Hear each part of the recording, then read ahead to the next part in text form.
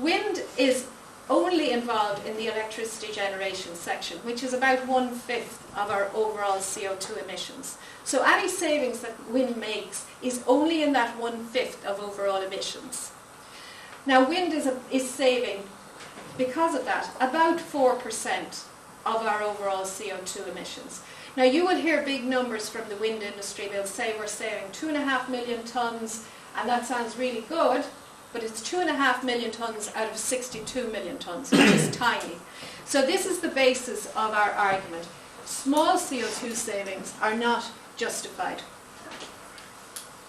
Now, this is why also I think Jack touched on the inefficiency of wind. The wind does not always blow.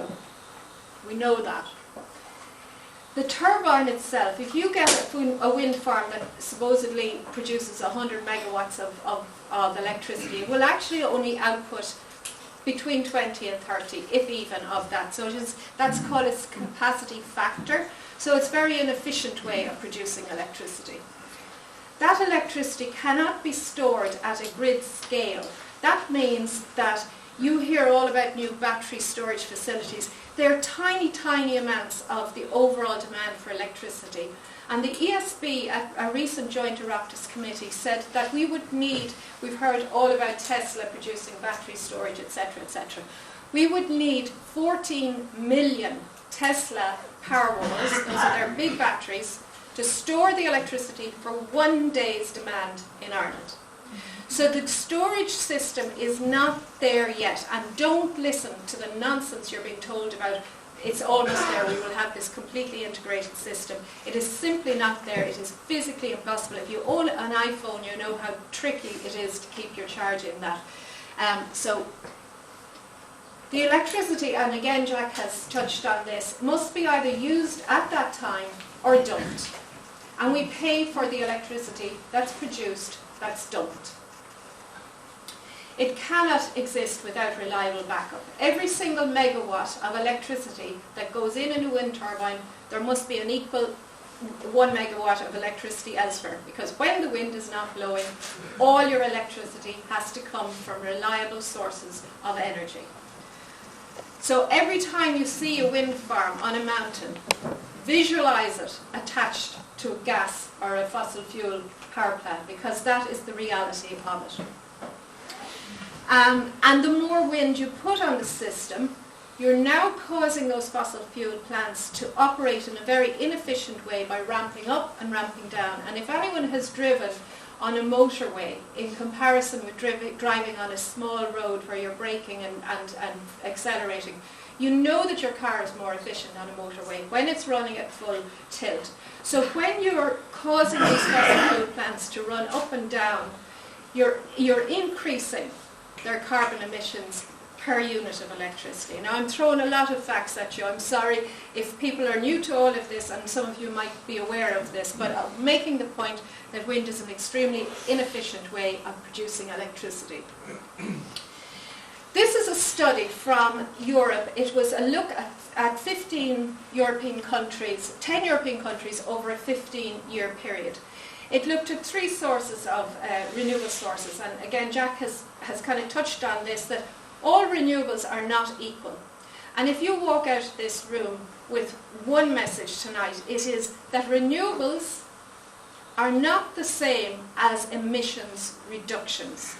Just because you increase renewables doesn't mean that you reduce emissions. And I would direct you to the cash for ash scandal in the north, where a massive increase in a renewable source of electricity, or in that case they were heating sheds, I believe, led to what? An increase in emissions. So all renewables are not the same. This study found, and again this is a little bit boring, but an increase in 1% in an installed solar PV decreases electricity production from oil and natural gas by nearly 0.1%. Blah blah blah blah. And the same with with hydro. So you decrease electricity generation. However, an increase of 1% in the installed capacity of wind power provokes an increase of 0.26. That's Culture, right?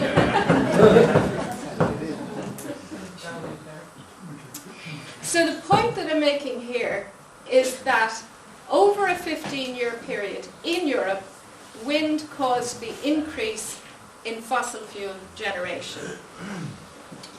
This is a study that we commissioned, or we did ourselves with Wind Aware Ireland, because nobody else has done it. Believe it or not, that this whole policy has never been costed in Ireland. So we went through all the possible costs that could be attributed to wind. We tried to figure out how much could be attributed to wind. And we have come up with a figure of about 1.2 billion per annum. Now everybody probably knows that you pay in your electricity bill to subsidise wind energy. But what you probably don't realise is that you're also subsidising a massive rollout of the grid, because wind farms are put out in places like Dromahair, which are far away from the big 400 kV line running up the middle of the country. You need lots and lots of grid connections to get those wind farms onto the grid. Okay, so we reckon it's about, between subsidies, capital costs, etc., about 1.2 billion that you are paying that's going straight into the pockets of developers. The large environmental impacts of wind are something that is very, very dear to my heart, and I think the members of Wind Aware Ireland come from lots of different backgrounds and lots of different political views and that kind of thing.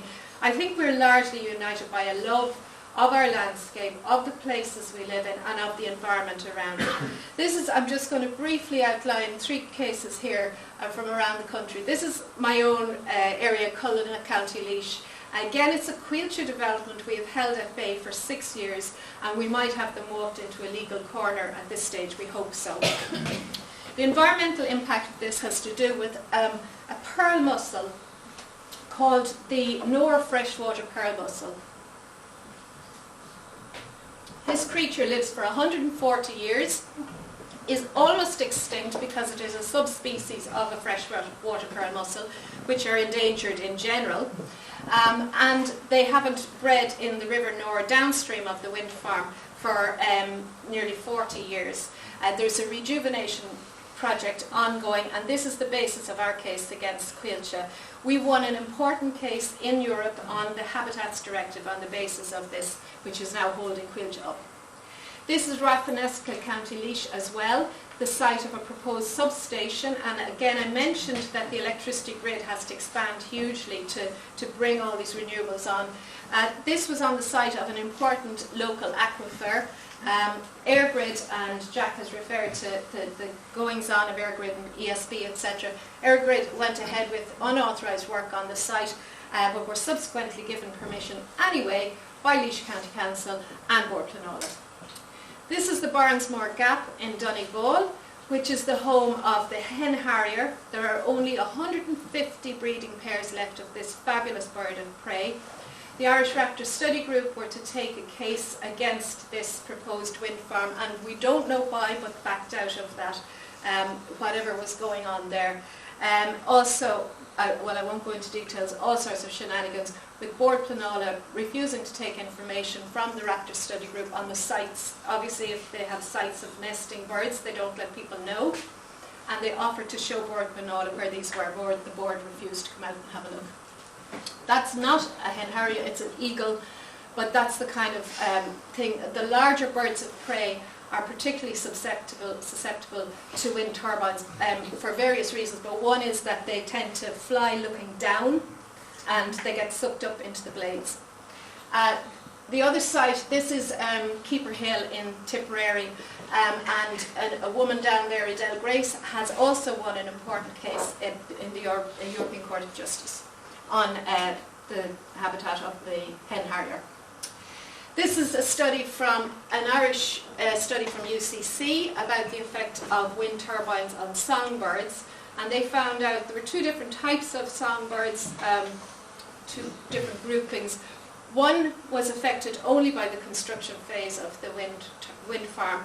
The other type of songbird just left the area, probably got to do with infrasound, as Alan has mentioned before. So the birds and the animals are probably not going to like the infrasound any more than we do. The social costs of wind, and Alan has described all of this in great detail.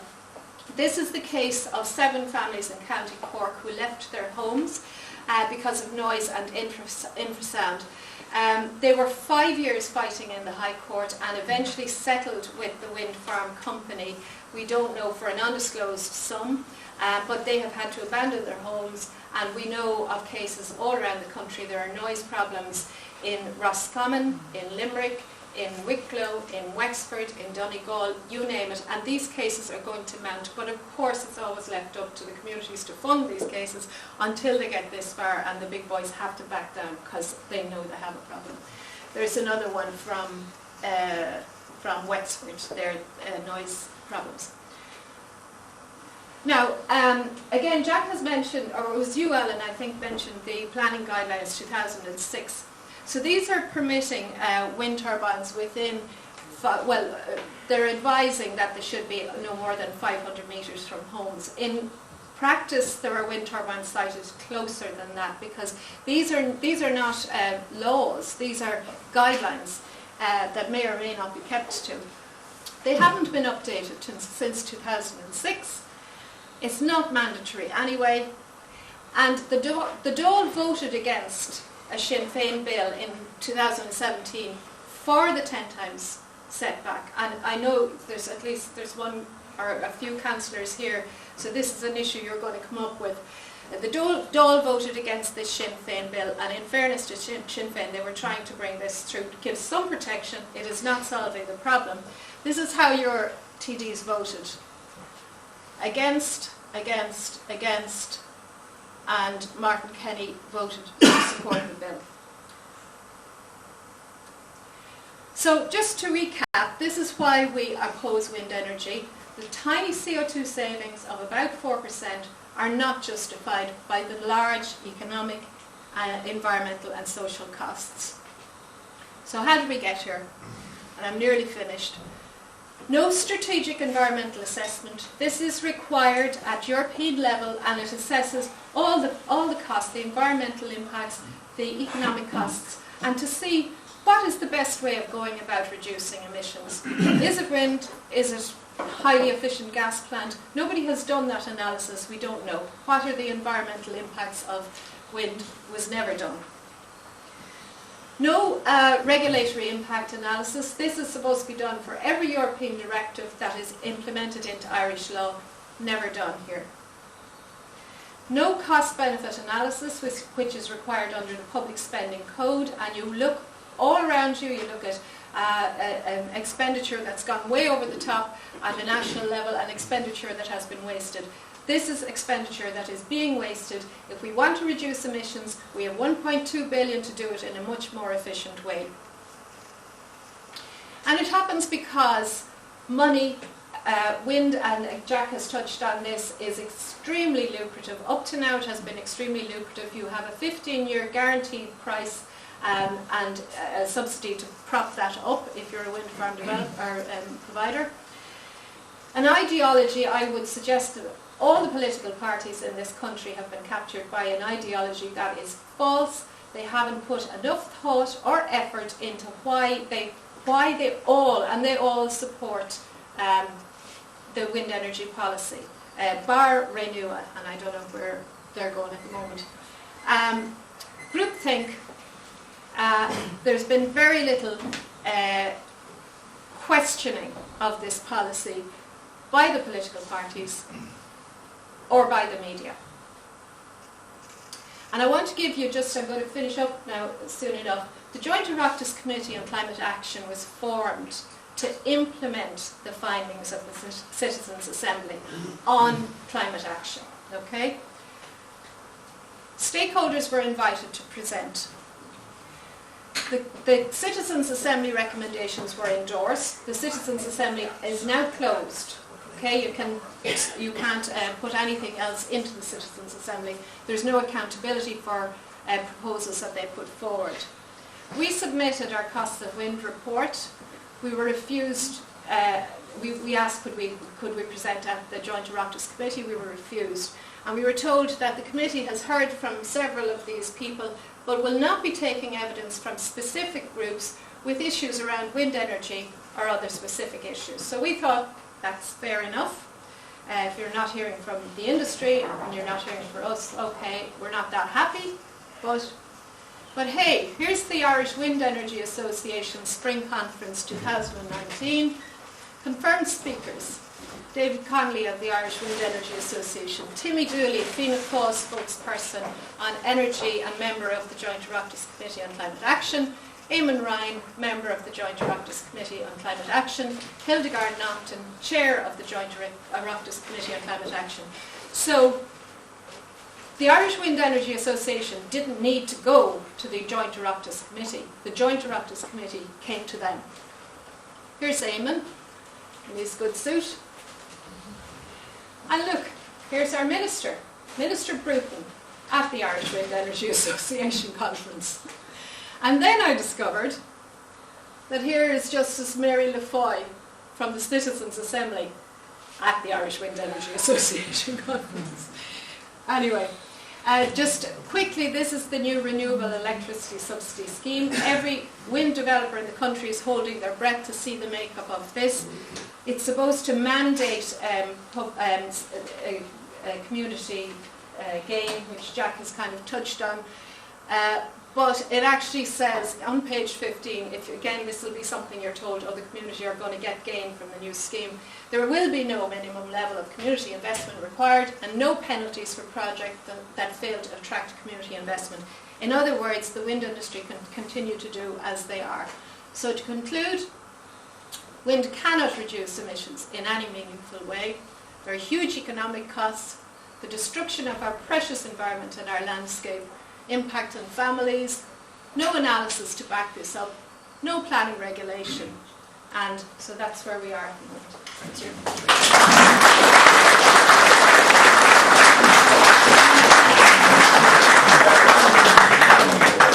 That's Dr. Paula Byrne, coordinator of Wind Aware Ireland. So we're going to have a few more speakers, won't be in as detailed as that, and remember, very shortly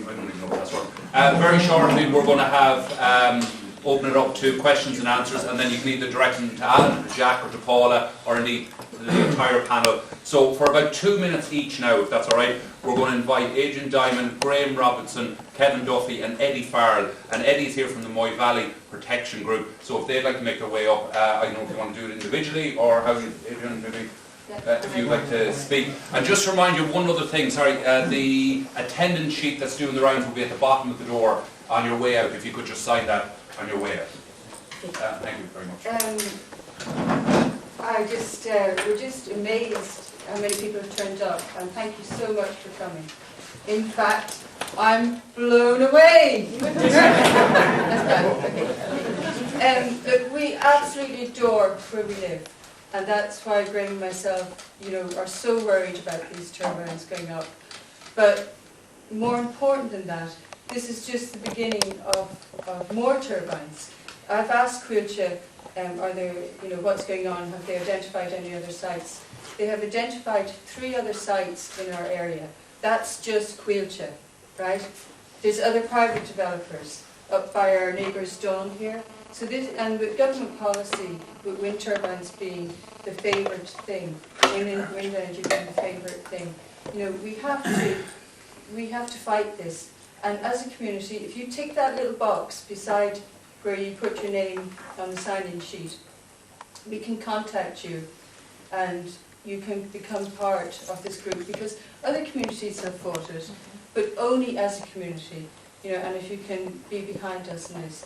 And it's not all about just this wind farm. That's all I'm saying. Sorry, one more thing. I have a petition, and this is a paper petition. If you've already signed it, it's asking Quilcha to hold off on the turbines, to abandon their plans. If you've already signed it, please don't sign it again. But if you haven't, please take this opportunity to sign it. I'll just pass that around.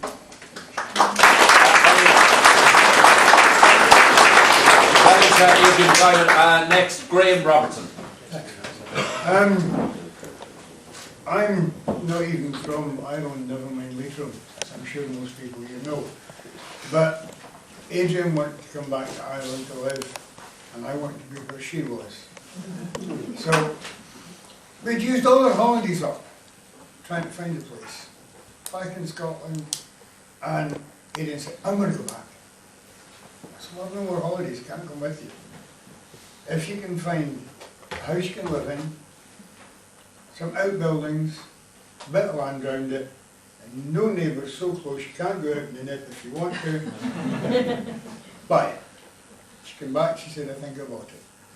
We have a super wee farm away up in the hill in front of the existing wind turbines. And yes, I've been outside in the nip, okay? And the first day we came to look at the house, it was in a bit of a state, it was livable. There was nothing on the hillside. The second time we came, 2 months later, we were driving through Calargate and I said, there's a wind farm up there. I don't remember a wind farm beside our house. Our house is up there. No, it can't be, it must be something else. It was a wind farm. Nobody at that time was even informed it was happening. And I know there's some of our neighbours are up here. Nobody was consulted, nobody was informed. At least nowadays, they have to kind of tell you they're planning to do it. The meaningful consultation doesn't exist. We have been to meetings with Wiltshire. They tell you lies. I'll tell you that now. They tell you lies. I don't know where else I want to go with this. Carbon emissions, very quickly. Just think about how much carbon goes into digging up the iron ore, turning it into steel, shaping that steel, making a wind turbine, sticking it on a ship, possibly in China or Germany, and bringing it all the way to Ireland, and then putting it on trucks and driving it all the way up to Leitrim. And then they pour hundreds and hundreds of tons of concrete into the ground. These are all carbon footprints. So I don't think there's any reduction going on at all. Thank you very much for coming. Thank you for listening, and we'll chat to you all later.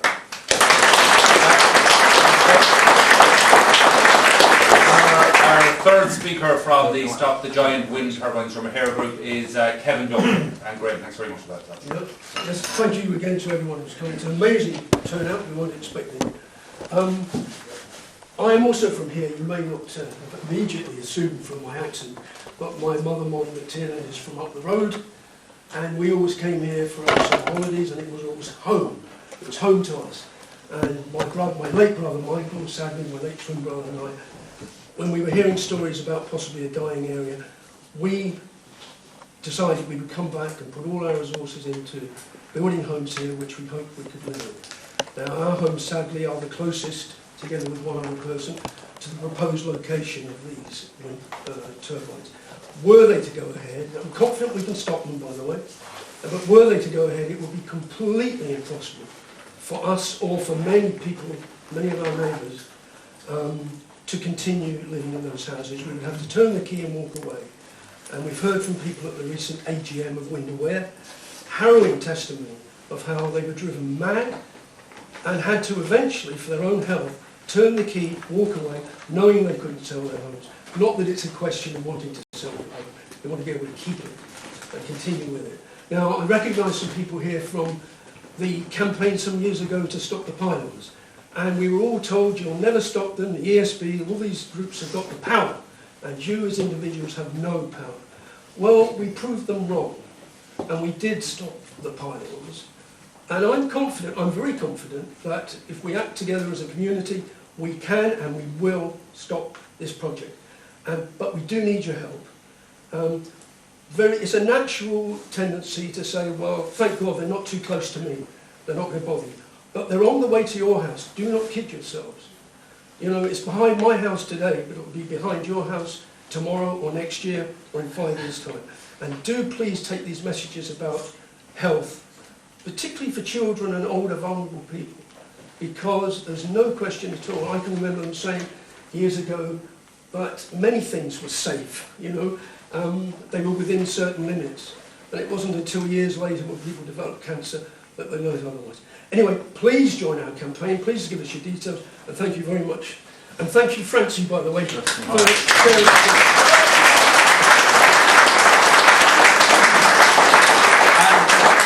Just finally, before we open it up to the floor, Eddie Farrell is here from the Moy Valley Protection Group. Eddie, you might want to say a few words, if that's all right, just the background and a bit about the Moy Valley Protection Group.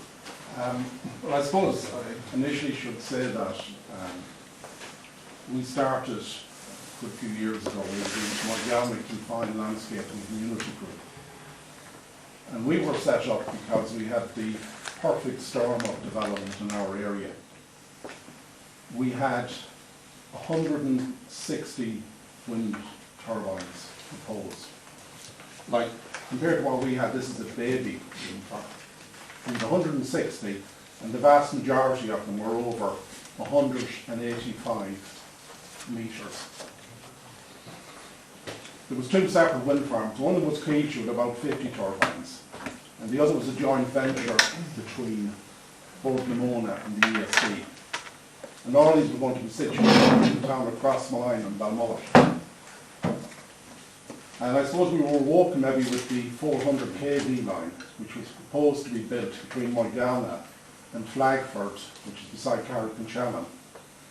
And that was, well, we knew it was to take the wind energy out from those mega wind farms. But of course, you know, the developers and Airdwood and the politicians were spouting that it was all about bringing energy in for jobs and all that kind of waffle. Like Moygalna is a very small rural parish. I mean, Dromahair probably looks like a metropolis compared to where I come from originally. We have about 150 houses, and that's it. And we led the campaign against the wind farms and the 400 kV line. Some other groups joined with us, but they were more focused on the 400 kV line because it was going through their areas. And that constituted the Moy Valley Protection Group. But we knew pretty soon when we came on board that our strategy had to be to stop the wind farms. Because if we stopped the wind farms, we knew we'd stop what was known as Grid West. So, as I said, we had these, to give you an indication of the size of this wind farm that was proposed. At the time, this is probably about 5-6 years ago, I think it would have been the second or third biggest wind farm in Europe. And I think it was going to be the 9th biggest wind farm in the world. As I said, 10 turbines is small or bigger. Because it was so big, it went straight to on board Paula. And we had two, planning tribunals. And we had to manage that ourselves. And there was 2 or 3 of us on the team. And we were up against probably 50 people on the other side. You know, they had barristers, they had consultants, they had specialists in this, that and the other. And they probably spent 2 million on each of these oral hearings. We spent nothing because we were all volunteers. And I suppose we were basically amateurs. I'd never done one before. The other person was my brother. He hadn't done one before, but he was an engineer, it helped. And we had great help from a guy called Peter Sweetman, who some of you may have heard of, who's, let's say, qualified by experience in planning tribunals. And he was able to stop us being bullied by on board Paula and the developer. And to show you like how the general public, like yourselves, are treated, in the oral hearing, everybody had a microphone. On board Paula, the developer, various public bodies, everybody except the general public who we were representing. Mayo County Council had a desk, but they never showed up. At the end of it all, you could say we had the greatest success against any wind farm development and also the greatest failure. The great success was we stopped one wind farm of about 50 turbines and we stopped half the second. The greatest failure is that half of them got through. And there's 50 mega turbines, around 185 metres high, being built near Crossmulline and Mayo. Of course, Grid West, they had to pull Grid West because we had stopped those wind farm developments, and all that was being done was being developed to take the power out. So I can probably give you loads of practical examples of what you need to do. If the whole community isn't behind it, you're doomed to failure. Doomed. You've got to, find resources wherever you can get them. Maybe somebody has a cousin, a brother-in-law, a nephew, who's a specialist in one of the areas you want to get involved in. Because the amount of fundraising, if you have to pay professional consultants, is astronomical. So you have to decide pretty quickly, are you serious about it or are you not? Because you cannot go at this half-hearted. If you don't raise money to pay a consultant, you've got to do it yourself. You've got to go through, the whole planning application to see if you can find an error or a mistake that your local knowledge will give you. Like one of the things we spotted in the middle of the old hearing was that a big section of it, the developer had no road in. It was a little boring, but he'd no way of widening it. And the person who owned the land was never going to let him widen it. But it was our local knowledge that told us that. So it can be done. As I said, we stopped, a mega development. I think if I added up the value of the 2 wind farms in Grid West, we were talking €1 billion investment. So all that all of us would have paid for eventually in our electricity bills. But at the end, there's maybe 200 million being spent. 200 too much. I could spend the whole night talking about this issue, but I don't want to keep you all here. Now, there's a couple of lessons you need to learn early on. And I'm going to be brutal, and people will attack me, I've no doubt, afterwards. Your county councillors, I don't know any of them, have absolutely no power when it comes to planning. None. And they're basically just a waste of time where your campaign is concerned. Thanks very much. There's a few of them in tonight. I know. Because what we learned in the first meeting we had all the councillors there and they were all beating their breath saying they were sorry for us. But what they forgot to say until I pointed it out to the audience was that they had invited Grid West in. They didn't tell us that, but I told the people. And after that they were struggling because the crowd got very annoyed with them. How many of you have read the Leitrim County Development Plan?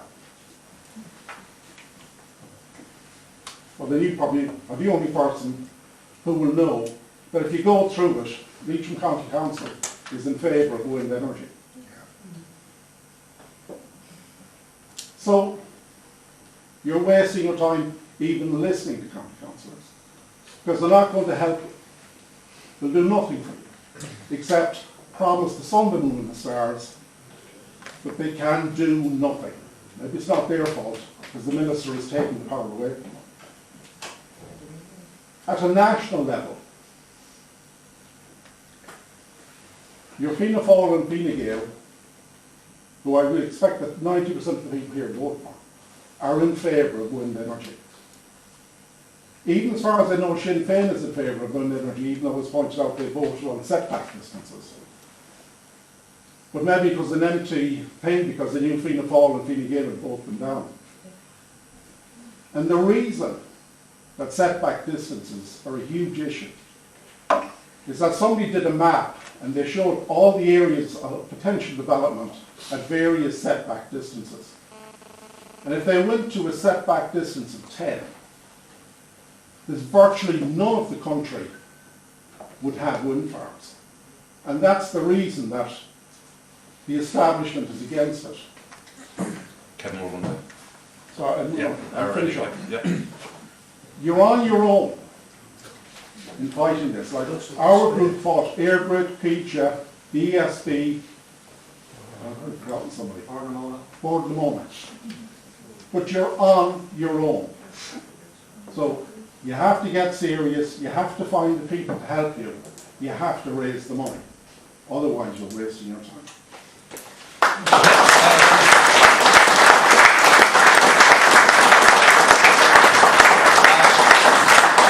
Eddie, thanks very much for that. That's Eddie Farrell. I read this out at the beginning, but we'll read it again. Just people that are in attendance from the County Council and All Éireann. Councillor Sean McDermott is here, Pádraig Fallon, Mary Bohan, Deputy Martin Kenny, TD is here, Deputy Eamon Scanlon, and Councillor Phelan Gernan, Justin Warnock as well is there, who couldn't make it tonight and did send their apologies, and this is important. Councillor Paddy O'Rourke, Councillor Sean McGowan, Killian Ellis, Maria Walsh, MEP. We have Tony McLaughlin, obviously TD, Ray McGuinness, MEP, Mark McSharry, Councillor Frank Dolan, Matt Carty, MEP as well, and we have, yes, I think that's pretty well, Chris McMahon, sorry, is the other councillor that couldn't. So what we're going to do, I mean, Eddie has kind of, we've representatives here from the Dáil, we've representatives here from Leeson County Council. Does anybody want to respond to Eddie's claim that you're no good? Martin Kenny? Yeah, we know Mike. No, Mike, okay, well look, Martin Kenny is my name, TD represents Sligo Leitrim, and yes, there was a vote in 2017 about the setback distance, and I remember the debate, and at the time the government's argument was that they were about to publish new guidelines imminently. Now that's over 2 years ago, and obviously those new guidelines haven't happened. And that was new guidelines, which was an update of the policy that was there since 2006. It was our environmental spokesperson at the time, Bryne Stanley, brought forward those setback distances, which is 10 times the height of the turbine. And has been pointed out, there's very little places in the country you'd have a turbine if you went 10 times the height of the turbine in distance. And that's the reason why we wanted it that way.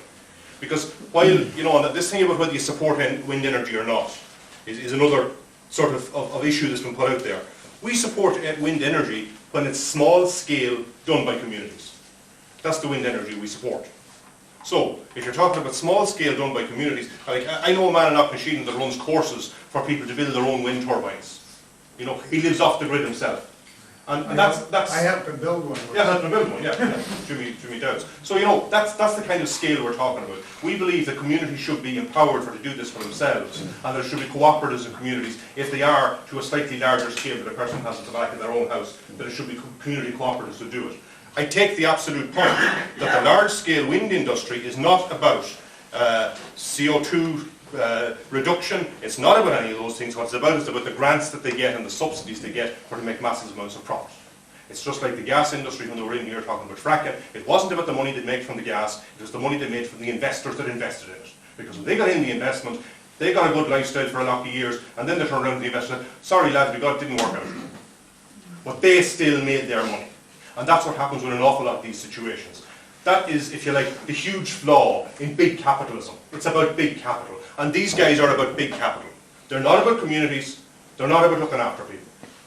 And certainly, and I take the point that has been made very clearly, that county councillors have no power in regard to this. The county development plan in each county, you can put what you like in it. If it isn't match what's in the national development plan, it's shot down. Because the national development plan is where it's at. A national policy coming from government for umpteen years has been about wind energy. But it's not about the small scale wind energy I'm talking about, it's about the other wind energy. It's about the huge scale wind energy. It's about the big guys and the big capital making big money. And that is the problem that we've got. So if we're going to turn this around, I absolutely agree, it will take communities to work very hard to do it. But I can assure you, you'll certainly have my support. And I'll tell you that. You have my support, and I will do everything I can to raise this issue, to do everything possible to turn this around for small communities around the country who have been devastated long enough. The last thing we need to see in the beautiful countryside of North Leitrim is the kind of monstrosities that we see here tonight. Okay. Thanks very much for that. Mary's going to just very quickly, Councillor Mary Bohan, Fianna Fáil is here. Mary, you want to say a few words? Yeah, I just want to say a few words. And first of all, I want to congratulate the organisers of this meeting tonight and for all the work that they've done so far, and to say that you have our support, my full support, and all of the members of Leitrim County Council have supported you at the last 2 council meetings. And I just want to say, in reply to the gentleman from Moy Valley, Eddie, I want to compliment you on all the work you did I have to disagree with you slightly that councillors are doing nothing or are good for nothing on this issue. And you can judge them on other issues any way you like. But just to say what we have done in Leitrim is that, I'll just give you a quick example in relation to the fracking campaign that we had, that we were very successful in winning. And we won it because, as you said, we got in the experts, we worked together, we had all party support. But at that stage, just to say what we are up against, when I proposed putting in a clause in the County Development Plan to ban fracking in Leitrim, I was told by the executive that I couldn't do it, and that the councillors couldn't do it, and we were also told that the council had taken legal advice and that we could be sued. Now, there's nothing that will scare the daylights out of anybody, including councillors, is that you're going to be sued by the big companies. Now, I went away and I took my own legal advice on that, and I was advised that we could not be sued because there was no government policy on fracking. So we inserted a clause in the County Development Plan that fracking would be banned in Leitrim, and now the government have a ban for fracking, and all the senators and TDs and everybody else in the county, in the constituency, supported us. But just to come, that's an example of what councillors can do and what we did, and we were successful in it. And we're going to try and do the same with this. And I accept one thing, that the Minister has taken away any power from councillors in relation to planning. And in fact, I had down a notice of motion at the July meeting, which was supported by all the councillors, and it was to propose the Leitrim County Council meet a deputation from concerned residents regarding the proposed Crow wind farm, and a further proposal the members of the delegation would address the council meeting in September. Now, the reply I got to that, very briefly, I'm going to just tell you what it was.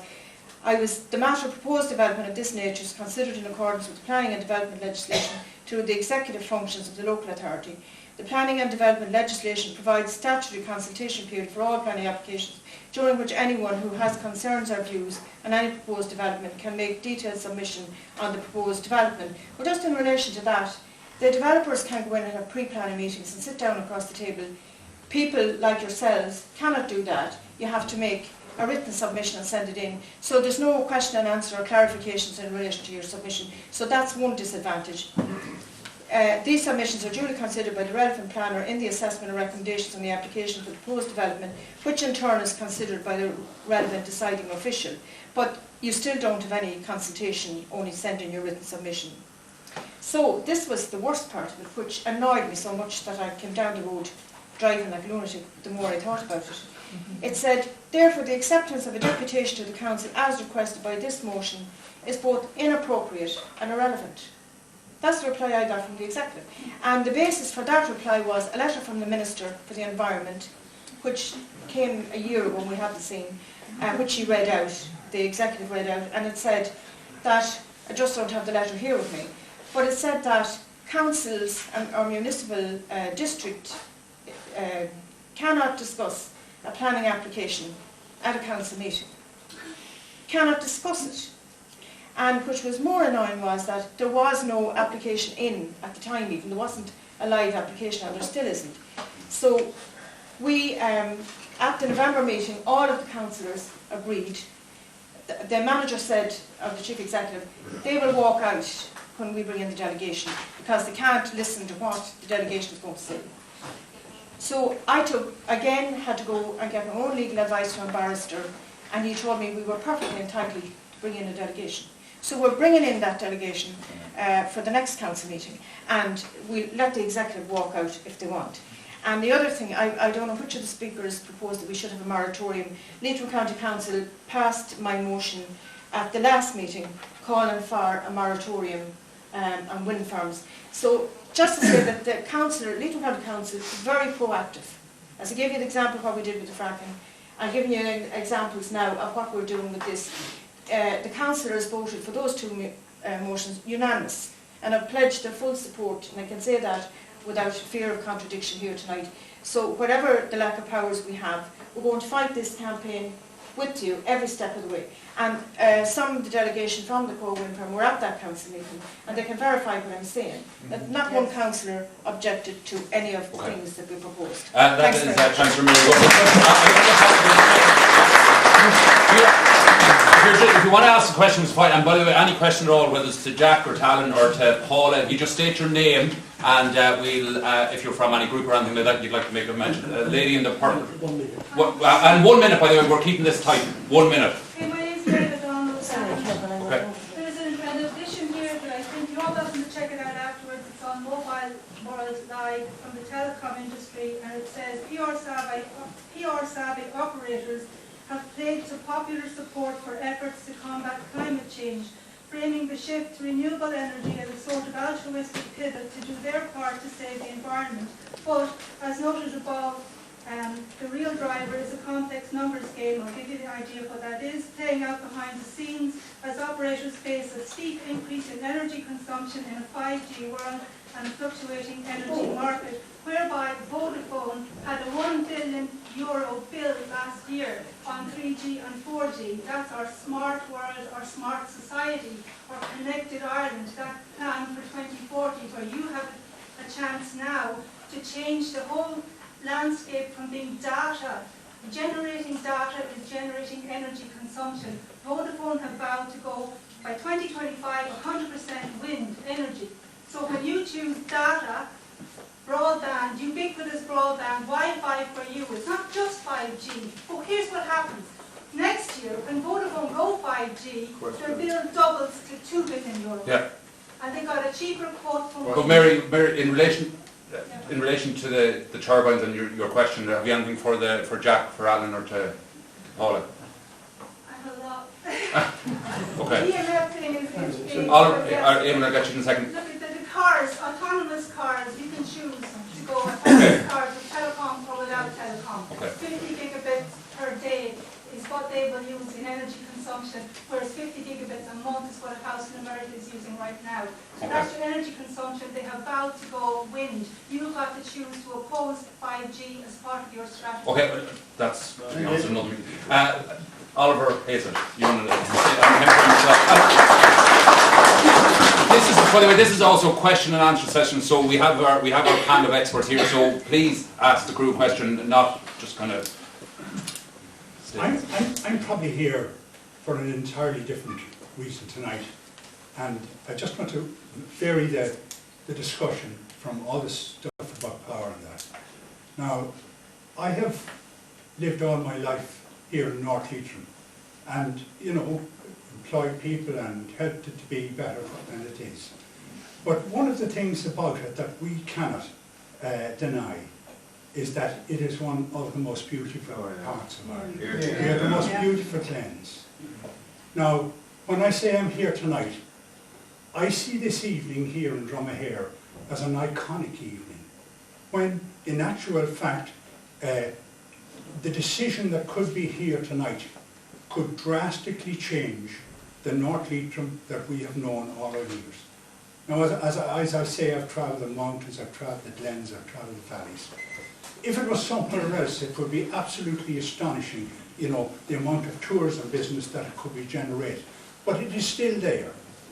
But if we proceed, you know, with this idea of windmills and turbines, you know, turbines, yeah, that is likely to change drastically. If you look at any of the mountains around here where it has already happened, the first thing you see is the turbine. You forget about the lovely valley, you forget about the lovely thing. Now, I think it would be a tragedy if something serious did not happen now to stop this, because if this proceeds, we're looking at a drastic change in the Leitrim, the North Leitrim we've known, and that will continue, and we'll see the area decline drastically because we haven't much power to make it better when there's something there making it better. Okay. Oliver, Ellen Scanlon is here, Fianna Fáil TD. Thanks, Francie, and look, I just want to say thanks for the invitation to the meeting. And I want to also say that I'm not an expert on wind turbines, far from it. But I came here tonight to listen to the speakers that were making the presentations, Adrian and Jack and Alan. And I just want to say that I always believed that there was room and place for wind energy. Now, I know Adrian wouldn't agree with me on that, but I do honestly believe Sorry. But I would agree on this, right. I just wanted to say that, and there were other options, of course, but when I came and seen the display outside and seen the monstrosity of 10 turbines that's going to be 500 foot high, quite honestly, I don't think any area, anywhere in this country, and particularly in Leitrim, as Oliver said, I don't think there's no place for that. Now, Martin mentioned in relation to the EU guidelines, we will put down a motion in the door to request the Minister. I know Dennis Napton promised these new guidelines. 5 years ago. Well, definitely, I heard him 2 years ago in the door promising these guidelines, and we will insist that these guidelines are... But the consultation is important with the public. Oh, absolutely, there's no question about it. And I have called already publicly out there on these people to come and meet communities. Come down and meet the communities before they come along and propose these monstrosities. Now, I understand it's not gone into planning yet, this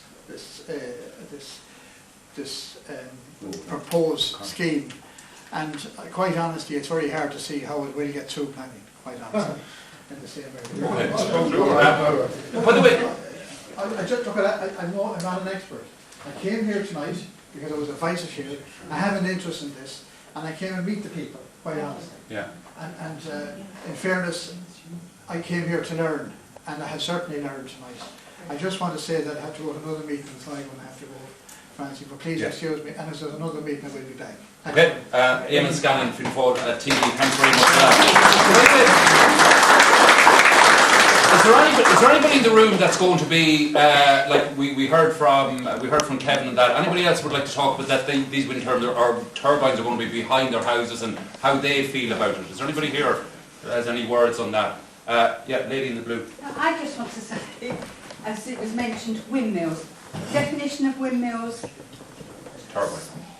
It's yes. Yeah. I resent windmills being used because the definition of a windmill is a serene setting one. Yeah. Turbines, monstrosities. Okay. And we don't want them. Okay, thanks very much. Yeah. Yes, you. Vincent Flannery, Dromahair. It's very impressive to see the cross-party support. It goes beyond party boundaries and that, and the council is working towards this. But the main question, I do love the idea of small scale, multiple small scale, but I'm just wondering about the health. Well, let's say you have 20 small wind turbines in a town, and what about the health benefits or the health implications of that? Just a question. It's an open question, not for... It's a good question. It's dependent on the size of the wretched things. We have a problem in the north that single turbines are supposed to be governed if they're above a certain height, 25 metres. They're supposed to be governed by the same rules that apply to wind farms. That's been bypassed. So small does mean small. Ones above 25 metres do produce a lot of noise, and if you have a lot of them, you get interference between them. So I agree to a point, but what we need is a more efficient way of producing clean power, and we're not there yet. One of the problems with this rush for wind energy, and I understand Richard Bruton has called for 70% of Irish electricity to be generated from wind. The problem is it's thwarting endeavour to find a better solution, and a better solution is required. On top of this, vast amounts of money are spent subsidising fossil fuels. It runs into trillions of dollars, and it is a question at some point of redirecting it, and that's beyond me. Okay, Alan. Alan, thanks very much for that. Paula? Yeah, just if I could respond to both yourself and Deputy Kenny here.